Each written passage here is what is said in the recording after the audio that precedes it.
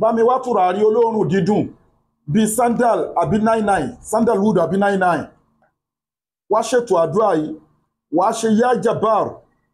wàá ṣe 1500 wàá bá mi ṣe ayatul kurisi wàá bá mi ṣe 71 bí wàá ṣe máa ṣe everyday nìyẹn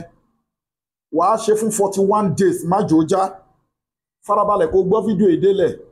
síwájú kó tó ṣiṣẹ́ yìí àbí tó bá ṣiṣẹ́ ìtàn nǹkan tó bá lágbára fi sákàǹtì àwọn ọmọ aláìní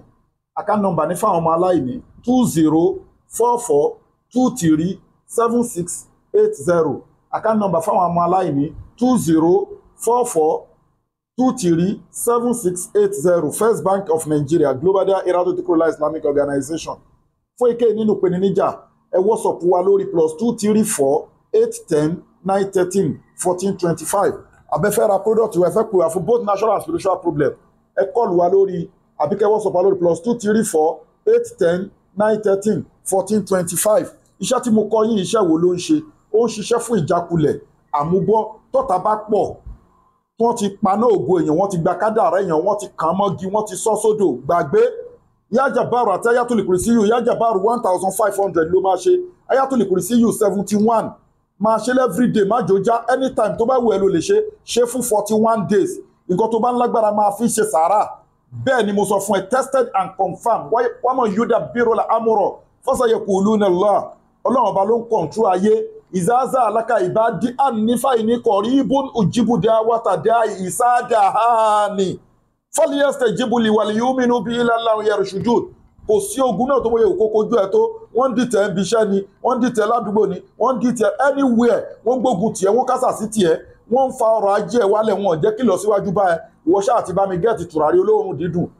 bíi sandalwood àbí 99 àbáwọn tùràrí mi bẹ́ẹ̀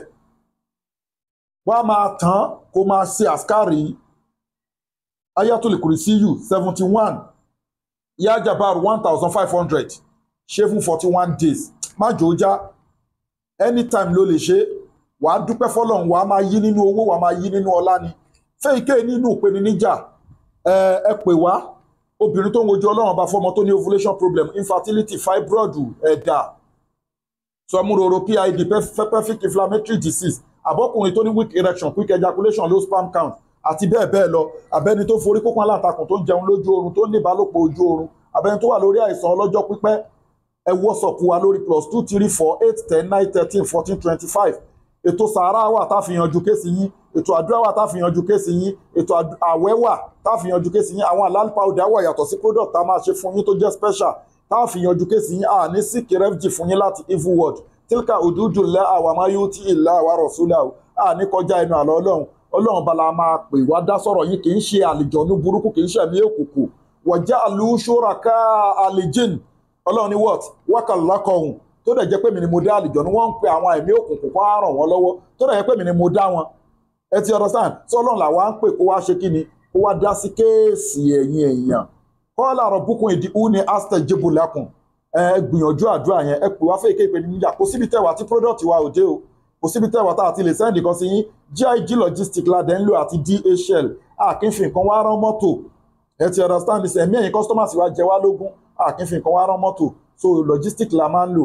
bulldozer wà ń bí caterpillar wà ń bí memory booster wà ń bí transformer wà ń bí miracle lips wà ń bí all in one wà ń bí gbogbo product wa ló wà halal made in India packed in South Africa ó wà effective yẹtìrí ó wà sealed ó dẹ̀ wà halal kò sí ìrújú kan they are all powder wọ́n wà effective gidi ẹ pé wá fẹ́ èké nínú ìpèníjà right way lẹ́wàá ẹ̀ ṣe yan pé alhamdulilayi ọlọ́run gba àdúrà wa inshallah rahman ẹ fi fídíò yìí ránṣẹ́ àdúrà ló ń gba agbára kọ́ má sàlámù wa ilà lè kọ́